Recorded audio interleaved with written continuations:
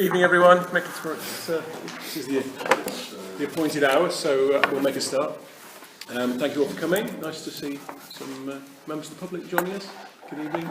Happy New Year to everyone. I shall just pause long enough for our last councillor to join. Put your name thing on. Well done. Great. Okay.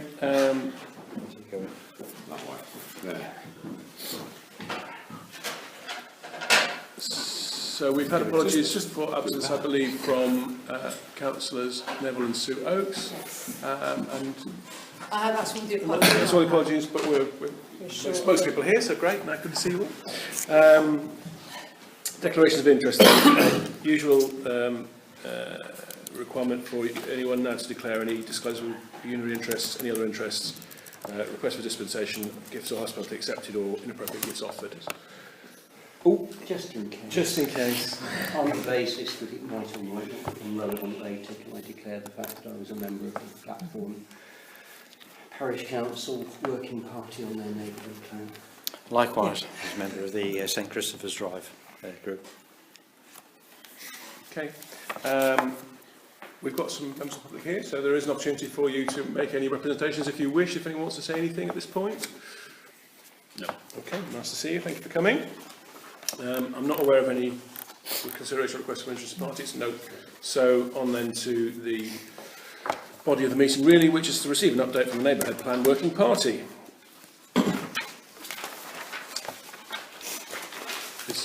Okay, well, Great. hopefully all of you have received now the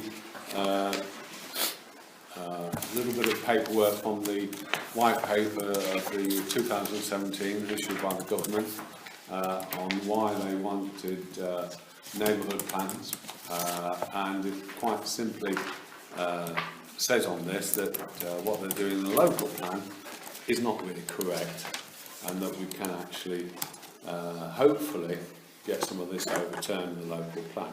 I'm assuming you've all had the local plan and the local plan background paper. I'm only really interested in the Oundle part, because the Oundle part is the only one that sort of affects us. They really haven't changed that much from the original local plan that we got. The draft plans some time ago. So again, I'm not going to really go over it, because I think really what we should be concentrating on is our own neighbourhood plan and what's going forward with everything.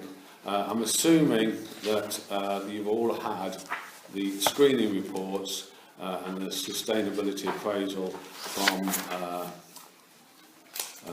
GAG. There's two parts to actually, there's three parts to it. There's a small part there that you should have had, and then you've got the main part, Appendix B and Appendix A. Again, I don't know if all of you read it. I've read most of it, but I haven't been able to read it, all of it, simply because time factors didn't allow me. But I've read through it, and I think it's a really, really good statement. It covers all the things we wanted to cover. Obviously, as you know, it hasn't got the planning side in it yet, but Nick Griffin is doing that, and we've got an appointment with Nick, and you've got a nice little timeline here on the 10th, which is when Nick Griffin comes in with the consultant to go through everything we need on the planning side of it. Once we've got that, we've then got a meeting with Richard Palmer on the 17th. We're hoping that on the 17th we will get some concessions put into the local plan from our neighbourhood plan. I'm not going to guarantee that, and I'll come on to what we're doing with this later on. And then obviously we've got the full council meeting, which I'll be able to report back from Nick and Richard on those dates, and then carry what we want to do forward with A, the neighbourhood plan, B, the draft neighbourhood plan, which will be ready for you to read, we hope by the 5th of February.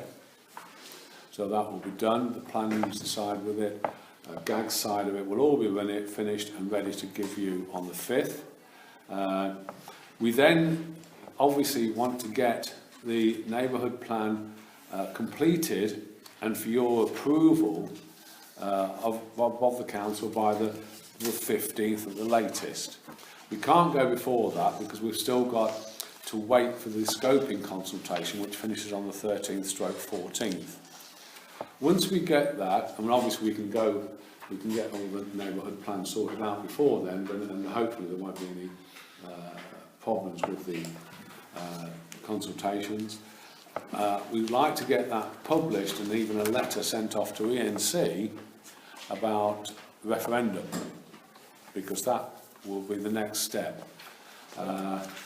Well, will it? The next step is for the review, isn't it? For the help me out, David. You know this better than me. After our draft plan, we've got to do section 14 consultation. No, we haven't. The thing is, we don't have to go back to section 14. We've already done section 14. Then it'll be section 16. It'll be section 16. I thought our section 14 hasn't been accepted by ENC. But it hasn't been refused. It's just been. We were told that it was not sufficiently full planned, and we've got it in writing from Richard. I can get the paperwork out. We can actually go straight to 16 and referendum.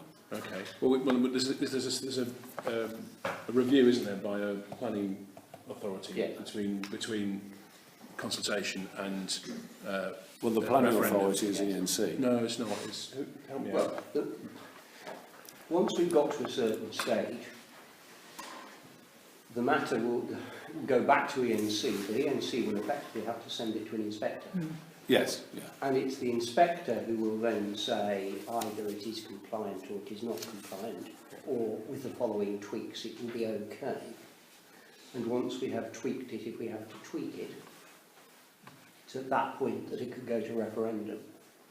So the big question will be getting it, if you like, past the inspector. But the immediate short-term problem is to get it to and through ENC, because our first attempt effectively failed for the reasons we all know. So that's kind of where we're at. But the inspector will then have, well, first problem will be getting a date from the inspector to do it, because we've already been told that they've got a backlog. So there will be time. There will be a delay, yeah. but there's no reason why we can't ask for a referendum within that period of time. Yes, there is, because you can't do that until it's been approved. No, we can't have the referendum until it's been approved. But we can start setting it up. Yeah, okay, yeah. That's the idea. So that, in other words, when we've got if we get the approval, we've got a referendum timed and dated so that we can actually short-circuit the situation. We don't really want to wait another 60 or 90 days. Yeah. And the reason for that, obviously, the local plan is sort of there or thereabouts. Yeah. So that's the idea of it. I understand, but I'm just trying to make sure we understand what the process is and we're being realistic about what can be achieved when. I was trying to just be simplistic. Yeah. I understand what you're saying. Yeah. So then, on the 18th, once we've completed our plan, it's our intention to go to the ENC planning that night, and obviously anybody who wants to join us, I'm pleased to have them come along to present our neighbourhood plan and also to present our objections to the local plan verbally that night to the councillors on the planning committee. So that's where we're at the moment. And obviously after that we've got the full council meeting here, which will then we will be able to give even more reports of what's happened. Mm-hmm.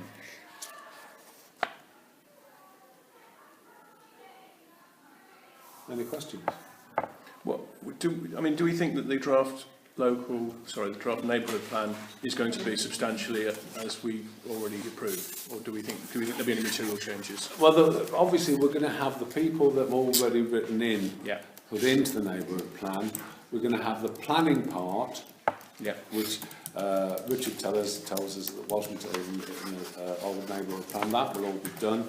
We'll have gone and complied with every other comment he made in the letter that he sent us, saying that he wasn't happy with the original local plan. So everything should be in the neighbourhood plan that he objected to before. It should not be there now. Right. So we think that we will still be, having made the I hesitate to say corrections, but having made the modifications that we think are required to meet Yeah, where we've seen to be falling short previously, yeah. you don't think there's anything material going to change between, I mean, well, I might be preempting what the planning advisor is going to tell us, but are you still expecting to put forward the development sites that we had in the previous version of the Yes, I am. of the Yes, I am. presentation? I mean, obviously, I can't guarantee 100% of that because we haven't spoken to Nick, the planning consultant. But basically, what we're going with and what we're trying to run with is exactly the same as what Roy and everybody else did beforehand. Yeah. All we've done is actually taken what Richard has said and made sure that he cannot then turn it down on what he said beforehand. Yeah, okay, We will have every base covered. okay. So then it's a matter of what we do about the local plan. And I think if there's anything, do you want to discuss anything? Oh, sorry. Sorry, Roy. You mentioned, Councillor Peel, that our Regulation 14 work appears now to be standing. We haven't got to repeat that, and then that is acceptable now. Yeah, yeah. Leading on from the reason we wanted to get Reg 14 in place was that then there is some basis, there is some evidence, if you like, that the bits in the plan have some meaning. And I'm thinking in particular of Fletton Field, for one, where we've stated in Regulation 14 copy of our plan that is a green space within our plan. So I think it's important that we know that this Regulation 14, we have completed it, and that that work stands. Oh, yes. And we clear up this confusion over the fact we were told at one stage that we would have to repeat Reg 14. Well, I mean, we've gone very carefully with the consultants. We've gone very carefully through all the wording that Richard has told us, and the consultants have confirmed to us that we do not have to go through Reg 14 again. We can get the neighbourhood plan into draft form and go forward on that basis. We don't have to go to Reg 14 again. So that's where we're at the moment. Now, obviously, I'm going on what people have told me because I am not, a person who knows all the rules and regulations. I'm not trying to be. I'm just going on what we've been told and how we can go forward, and that's how we're doing it. But we are going forward to make sure that we've got all the planners, the planning consultant, all the details in the neighbourhood plan. It's not going to be exactly the same as yours because the wording has changed. There are different requirements now because of what Richard told us, etc., etc. So not all the wording is exactly the same, but yes, Fletton Field is still in the plan. David. We, of course, had a situation earlier where immediately following our Reg 14 consultation, we were made aware that the MC were unhappy. And our focus since then, in essence, has been on doing what was necessary to change that situation. What, of course, arguably we haven't done is to consider the wider response to that consultation. And councillors will, of course, be very conscious of the fact that in the process of that consultation, two separate sites, both of which we included in our plan,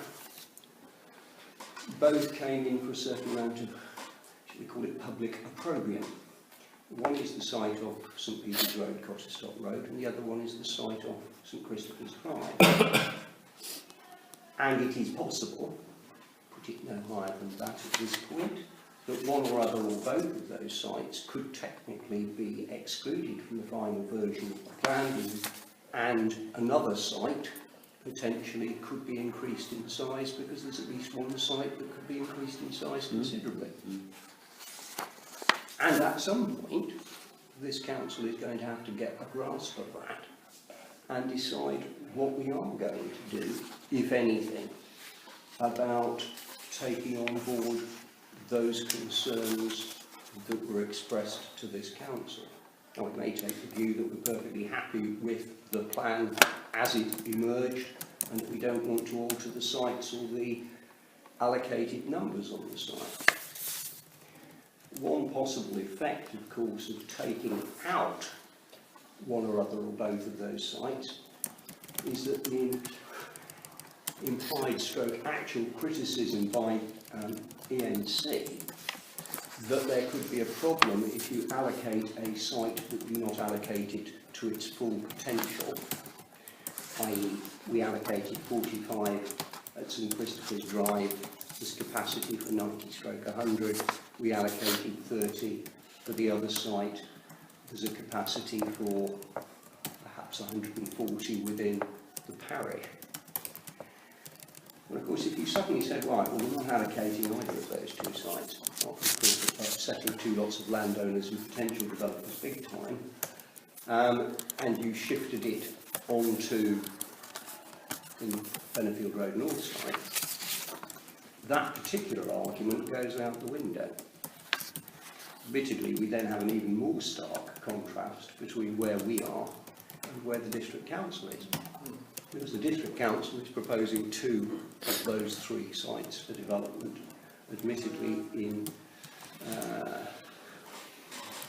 that particular instance, the amount they're proposing for St Peter's Road, Cotteslock Road is over 4 times the amount that we were proposing, and the other one is double the size. So the question is, at what point are we going to have that debate?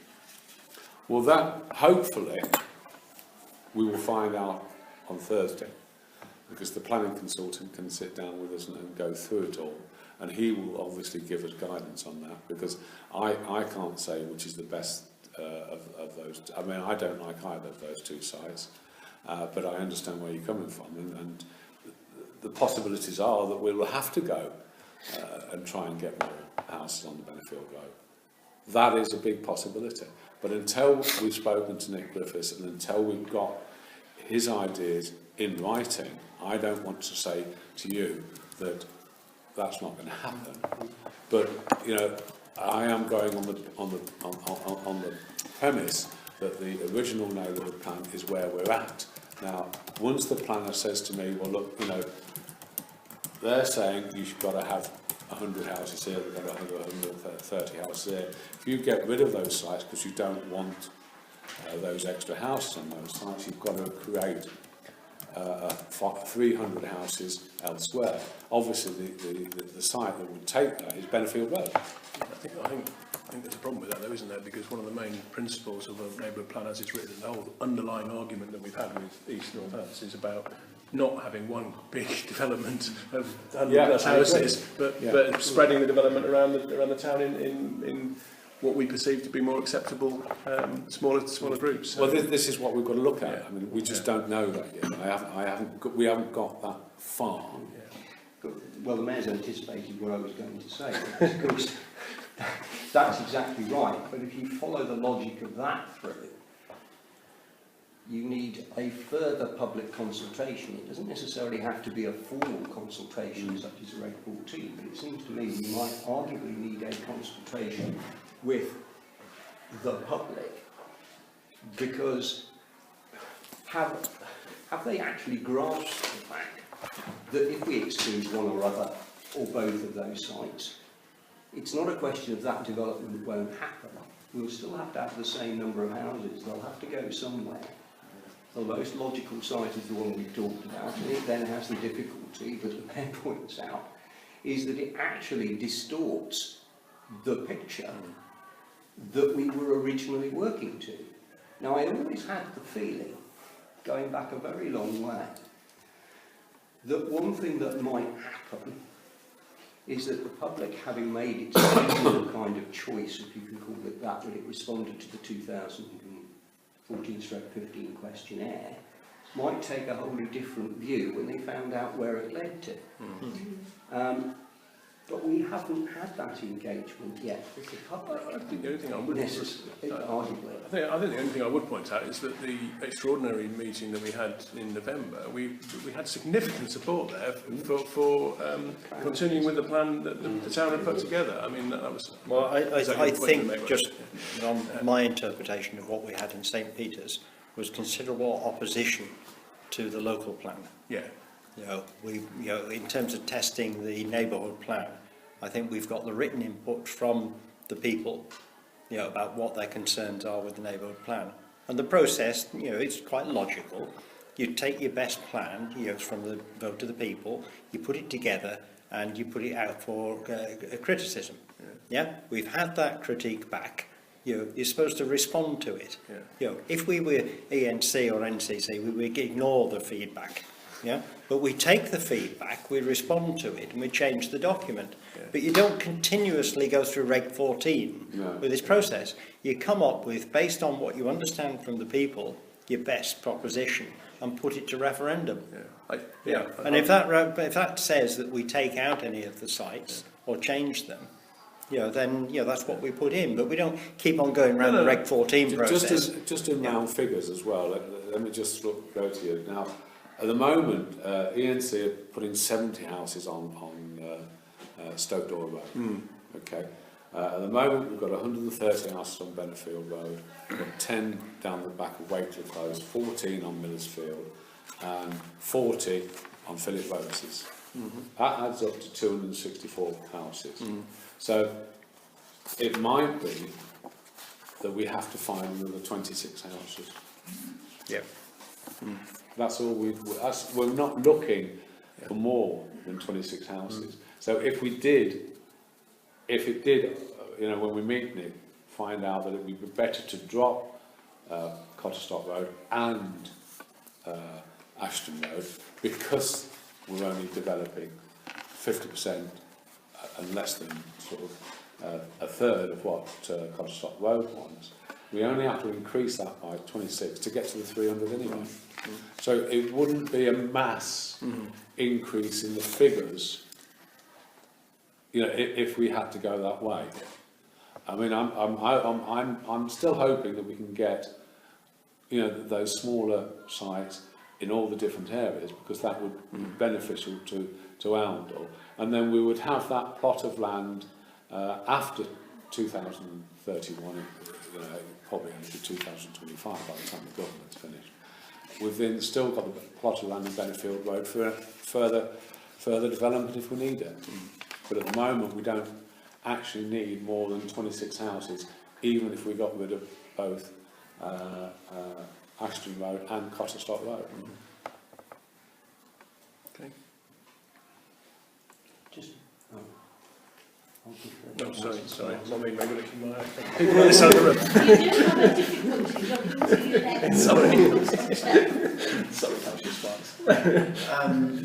If the Regulation 14 work now stands, we've got the replies, the responses to that from the public, which, to the best of my knowledge, we've looked at, but not formally looked at. We haven't gone through that in detail. I think the next thing we've got to do then is to go through that and integrate any strong feelings there, if necessary, into the plan. It's already being done.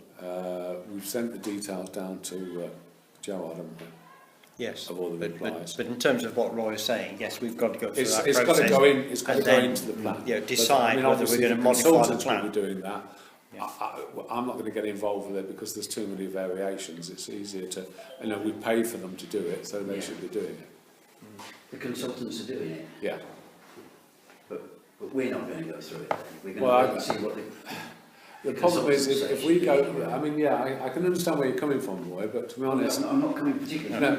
What I mean is, we haven't got the time to do it. No, but at the end of the day, we have to make the hard decisions. Oh yeah. If we're going to change this plan, to put to referendum, then we'll have to do it. You're quite right. But presumably if we change the plan, we'll have to go back through the section 14, won't we? No. No. it goes That's to the point, you know, you don't section keep on going. 16. Is No. you're responding to the section Okay, 14. yes, yes, Indeed, my yes. fear would Yeah, be yeah. We don't have to that do if it. we were not seen to have done that, the inspector would chuck it out for that reason. Yes, exactly. Yeah. So we have to go through the process, and I have to say I disagree slightly with Councillor Peel, because we should take the advice of the planning consultants on this issue, but at the end of the day, the decision about what it ultimately looks like has to be taken around this table. Yes. Now, we may say perhaps it's premature, therefore, to take a view tonight. Indeed, there are time constraints on that as well. But it does seem to me that we will need to do that as soon as they have been able to give us some advice around the various issues, you know, how do we square these particular circles and so on. Now, they may have no worry. They may say, look, if your response to that consultation is to chuck out one or other or both of those sites, fine, we can live with that. They turned around and said to us, you do that and you're going to undermine everything and it's not going to work. We have to take that advice on board. Now, I don't know what they're going to say, but I suspect at the end of the day, they will probably tell us that we could if we wanted to, and it wouldn't undermine the process. Indeed, in some respects, it might arguably strengthen it. And I take on Councillor Robinson's point about the public meeting as well. I think what the feeling there was more an anti-local plan than a positive endorsement of every aspect of our plan, simply because we'd already had the response to our plan. We knew that there were concerns. Although I can't remember the exact wording of the motion. Yeah, I know. No, I was just going to say, all of the comments from everybody, including all the handwritten ones, they've been collated in a table and they're all on the website. So if you want to go and have a look at them, if anybody, they're all there for you to have a look at. I was just going to say, I can't remember the exact wording of the motion that we've actually voted on that extraordinary meeting, but I think it was asking or demanding that E&C incorporate what was in the local plan. Yeah. So actually, neighbourhood plan into the local plan. it's the neighbourhood plan, the local plan. Yeah. So although we're saying we didn't, I think there was a point made that it was more against the local plan than it was in support of the neighbourhood plan. The actual motion, I think, was the people in the meeting want the neighbourhood plan site allocations to be incorporated in the local plan. Well, that, you see, that, to be honest, is, I mean, obviously, I think it's a forlorn hope, but I'm hoping that Richard Palmer on the 17th will say, we've looked at everything, we know what's happening, and we will let you have what you want in a local plan. If that is the situation, then we really haven't got a problem, we really haven't got a lot to worry about. But I know that's not going to happen. Yeah. Just in terms of timing then, so do we think at the next full council meeting on the 22nd of January we'll have the time and the right information to be able to have a little bit more of a discussion about what, even if we don't make a decision on the night, as to what goes into the neighbourhood plan? I think we will, because we would have had Nick Griffiths and a face-to-face with Richard at that point in time. That's the idea of it, you see, so that we can, by the 22nd we can actually say to you, look, this is the information. Yeah. We'd like to go to a draft situation now so that you know what's happening. Well, that's good, because without having to approve a draft plan, if we can at least in council at that meeting agree that yes, we're going to press ahead on this basis, then we would stand half a chance of getting somewhere near a draft plan by the dates you want. Yeah.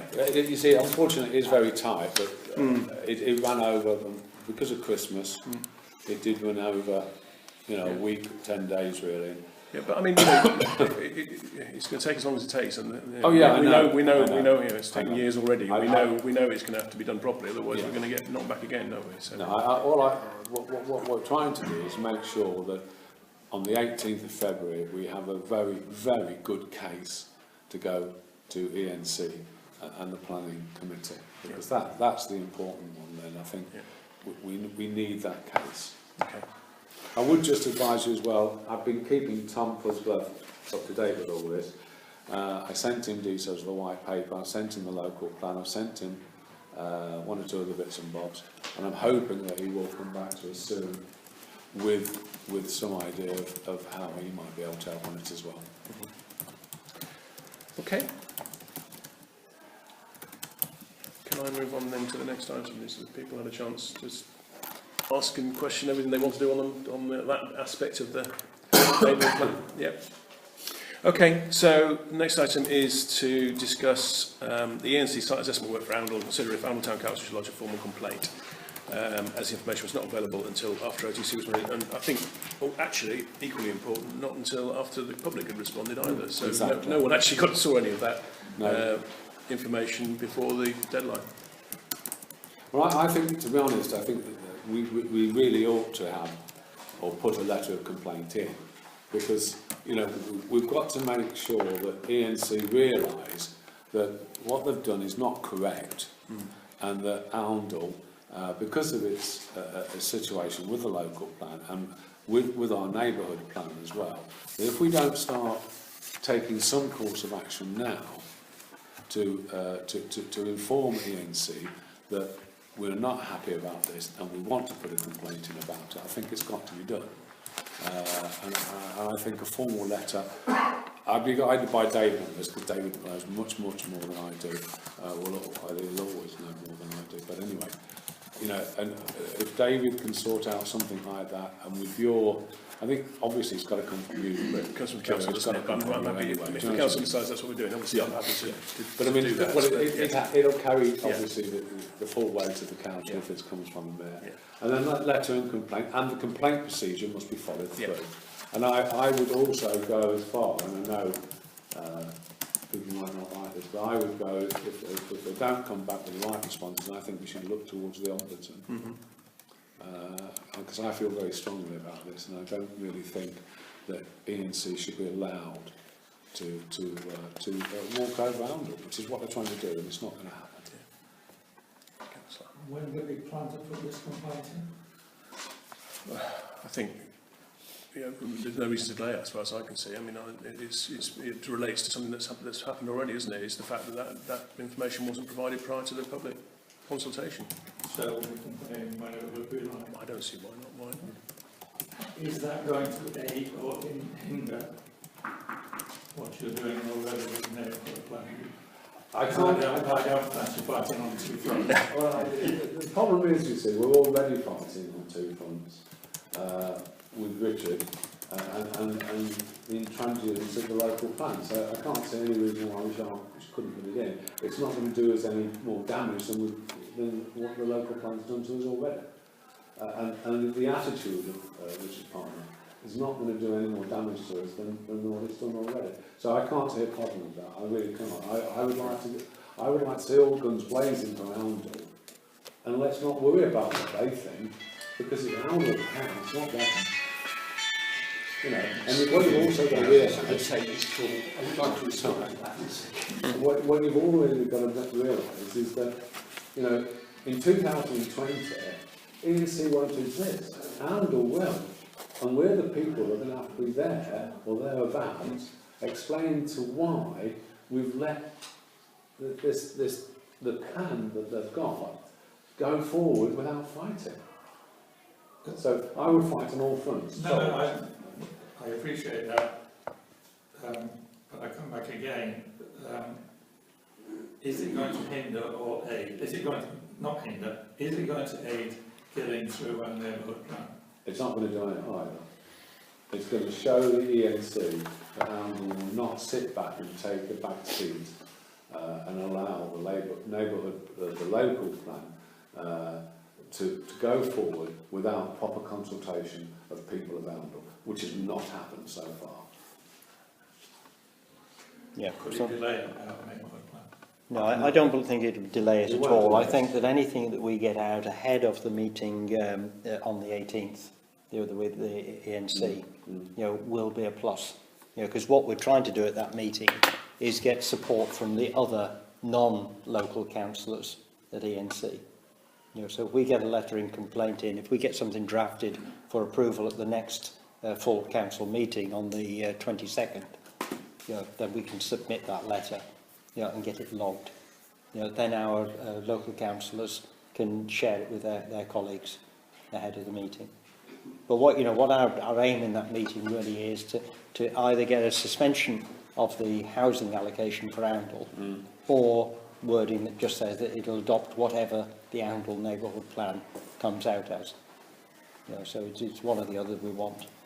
You know, and beyond that, it's trying to get the councils to reject the local plan, which we don't really want them to do. You know, we want the local plan to go through, but we want it to have the right housing allocation for Oundle. You know, and as I go through this document that they've put out in support of their plan, you know, they're applying completely different rules to Oundle. So they're saying the Glapthorne Road site is not suitable. They're saying that because it's got historic interests on it, you can't build on that site. Because it's not attached to Oundle, you can't build on that site. And yet it is all right for Glapthorne to build houses attached to Oundle that are not attached to Glapthorne. You know, they're applying completely different rules, and the objection in the letter that we want to put to them is to ENC. It's not about any person or individual in ENC, it's about ENC. But it's saying, in essence, you know, that Oundle's neighbourhood plan has been frustrated for the best part of a year, you know, by the lack of cooperation with them. You know, so that's what our objection will be. It's the time that has been wasted in this process instead of working with us with a plan, and then they've come out with a completely different set of rules. There's words in the document that they have published which they used against us when we put our plan out on consultation. You know, so, you know, we have enough, but we need just this week to draft, you know, the response and then put it to the Oundle Town Council as a letter of complaint. So can I just be clear? I wasn't sure whether we were talking about two different things there or we're still talking about the same thing. So we were talking about raising a formal complaint with ENC about the fact that the ENC site assessment information was not available until after public consultation closed. That's one. Yep. That's one thing. Yes, and then and I don't think. And we were talking about two different things then, were we? filled my boots then. Yeah. So we were. So our letter of complaint, I think, is. So if we agree to do that tonight, I don't see any reason why we can't do that sooner rather than later. Did you want to come back on that? Well, first of all, can I apologise for the phone? I'm on duty.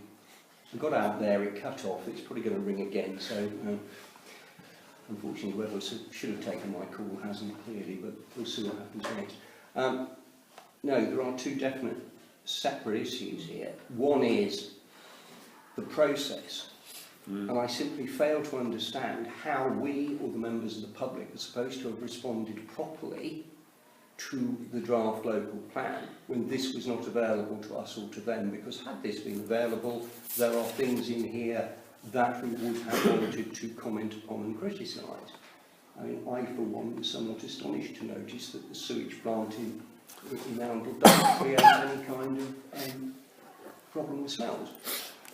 You try telling that to people who live in certain parts of St Peter's Road and Coppistock Road at times. That site doesn't flood. When you try telling that to people as you attempt to walk across that field and sink into the, you know, the muddy bits because of the springs and so on that come up in it. So one thing is the process in terms of that, and that's important because in fact, arguably, if we're right about that, it'll stop this plan in its tracks, because they'll probably have to go out and rerun the consultation with this information in the public domain, which it should have been at the time that that consultation took place.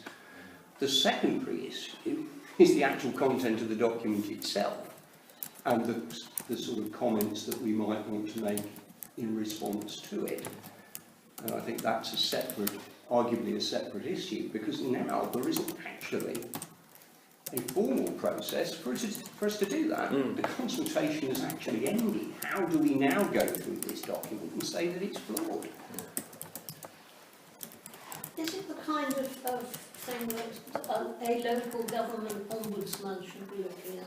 I think I think the process would have to be this. We have to make the complaint to ENC. If ENC fail to handle that complaint properly, then it will be possible in due course to go to the Ombudsman. If the Ombudsman agrees with us and says that the NC have made a mess of it, and of course our complaints could be wider because they've issues in our last letter of complaint that we would probably wish to raise. It may be that they'll be hauled over the coals about the whole way it's been done. Whether in the end that achieves what we would like is another matter.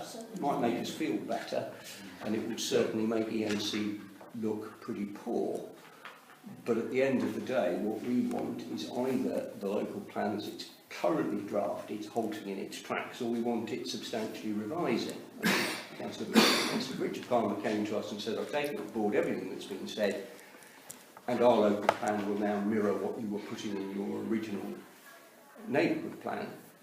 We might as well stop work on the neighbourhood plan and throw our weight behind this argument. Yeah, well, that's the point of this meeting on the 17th. We'd find out exactly where Richard Palmer's coming from. And if you will do that, then you're dead right. We can go forward within the local plan, because it won't then sort of be a problem for us. Having said that, there's still a point of putting in a complaint there, isn't there? Oh, crikey, yeah. We're going to And put that should go in The sooner rather complaint than issue Yeah. is completely separate from, even if they said, you're absolutely right, well, let's do everything you want, they have cleared the whole thing up in the first place. No, the procedure complaint's got to go in anyway. Yeah, absolutely. That's got to go in anyway. Should the complaint go in before this meeting on the 17th? I think in an ideal what world it the answer is yes, Yeah. because I think then it gives them the opportunity in a sense to certainly be aware of it, if not Yeah. to respond to it at that point. So yes, if we can No, get that in. I agree with David. I think it's got to go in before that date. So, simply because then they are aware that Arundel, have got this procedure going, and we need to have that to back up. And I agree with Tony. I think the second part needs to be done, obviously going to the Ombudsman, which is what I said previously. If they ignore what we've done, then we can broaden out the complaint to the Ombudsman, not only with the procedure, but with also the parts in the local plan that are not correct. And I would also bring them up on the 18th of February as well. But we also have to be realistic on the 18th, by the way, of February. We're probably only going to get 5 minutes. So what we've got to try and do is present, hopefully, our full neighbourhood plan. Give them that. We don't have to go into detail about it, but we can actually then say, here's our local plan. No, our neighbourhood plan, it is done, it's sorted and solved. And then we can go into the problems with the local plan as well at the same time. But we only have that 5 minute window, I believe, on the 18th. But yes, please get ahead, get it done. Okay, so should we have a proposal then? So the proposition I think is that Arundel Town Council will be raising a formal complaint to ENC about the fact that the supporting site assessment documentation was not made available to either the council or the public prior to the closing of the consultation. So that's the resolution. Someone's proposing. Everyone's proposing it. Everyone's proposing it. Councillor Pearce proposed it. Councillor Seconded. In favour. That's everyone. Yeah. So we're going to stick that in. And I'm assuming that it won't be, the complaint will not be much more than that. So we'll put the words together. It doesn't have to be long and complicated. It's got to be short and straight to the point. Basically, just as a complaint about that. Yeah. Okay. Very good. Okay. Can I just say that perhaps what we should say as part of that complaint, in sort of paragraph 2, is that the only way of satisfactorily addressing our complaint is to reopen the consultation period now that this document is in the public domain. Yeah. Give people a chance to respond on it. So that we and others can then respond to it as we wish to. Yeah, absolutely. I think, if you make that point, that is a very good point, because that means that they then, to be honest, the 18th of February becomes almost not necessary. Yeah. Well, they'll go back again, won't it? Yeah. If they have to rewrite Sorry, it. just to give them a get out. It's either accept the Arundel neighbourhood plan or reopen the negotiation, surely. The Arundel neighbourhood plan is a live process that we're going through. So they're, you can imagine the pressure they're under with this timescale, to get the plan through. So they want to keep to that date of the 18th. So if they want to keep to the date of the 18th, they need to accept the housing allocation of the Arundel neighbourhood plan. And that is a process rather than a statement in time Because, you know, the one thing that we will lose out with support of the people in the town is if we, you know, then say, because we've agreed the old allocation with E&C, the Regulation 14 input is now irrelevant. You know, it's a live document. We've got the Regulation 14 input. You know, we've also got very similar input went into the local plan. You know, the same sort of arguments. So in both cases, you know, we need to keep the support of the people. But if E&C want to keep on their timescale of the 18th, we need them to adopt Oundle's neighbourhood plan, you know, as a process in that document rather than their own allocation. Okay. All right. The only other item we've got is other relevant matters for report only. If anyone wants to raise anything. Well, we can talk about Northbridge, can't we? Yeah, Go on, yeah, sure. Very, very quickly. We've got a bit of time. We can talk about Northbridge for I know, 15 I know minutes. it's a pain in the backside. Only a report, It only. is a report, yeah, I know. Yeah. Like the neighbourhood, the Northbridge, we've now obviously, as you know, with Ian and Tony, unfortunately I've taken a back seat the last couple of weeks because of pressure of business. We've now got a plan for the bus. We've now got a date when the actual 3-ton limit comes onto the bridge, so that's all sorted, etc, etc. If you think that statement's true, tell me what date the 3-ton limit comes into force on the main bridge. 4th of February. 4th of February, is it? Yeah, that's what I've got. Have you not got that? He said before the 4th of February. Oh, well, I've said the 4th of February because he's never going to get it before the 4th of February. You know it's not going to happen before the 4th. So I've said the 4th because I thought, well, that's the last possible date. It's like Brexit's going to be on the 29th of March. Nobody believes that, but everybody, they've given us a date for some reason. I'm never sure what it's going to be. But anyway, the 4th of February is when we're supposed to have the 3-ton weight limit on the bridge and everything. All the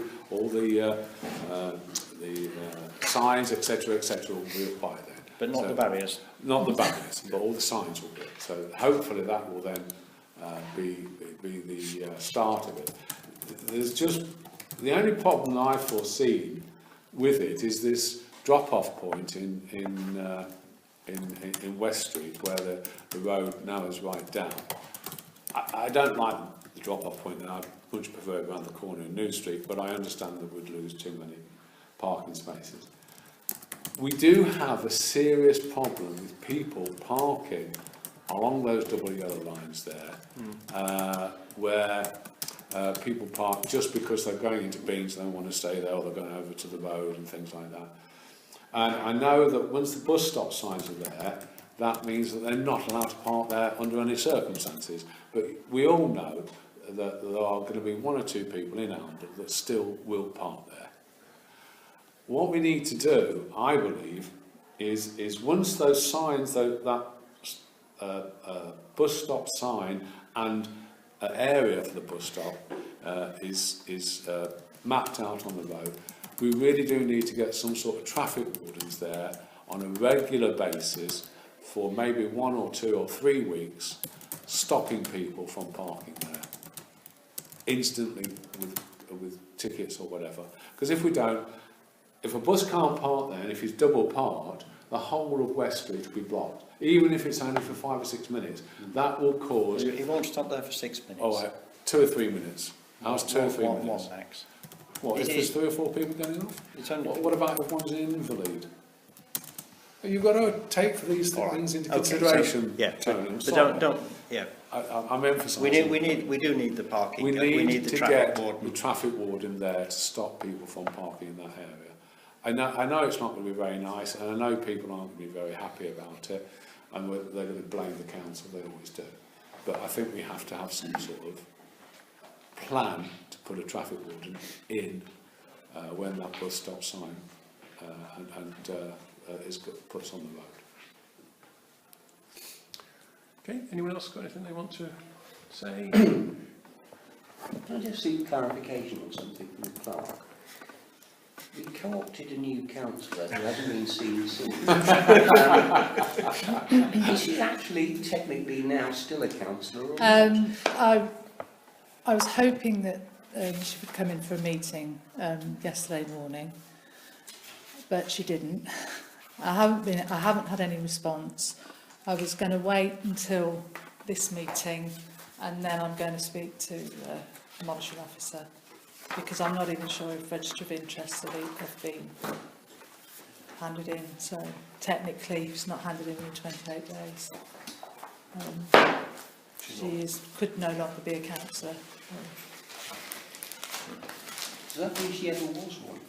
Yes, well, I had like the acceptance and everything went into East Northants. So We enter her at the Guinness Book of Records. I think it must have been a difficult meeting. Maybe we should be asking what we did to put her off. Yeah. Yes. Who's sat next to her? Can we get something on our website and on our notice boards about the bus stop and a warning from this date or before? I think it's already been done. Yeah, it's all been on, yeah. Ian's done it. And Facebook and everything. Yeah, I'm advertising at the start. Ian, it's No, I not meant quite... about this particular area. Oh, I see, yeah.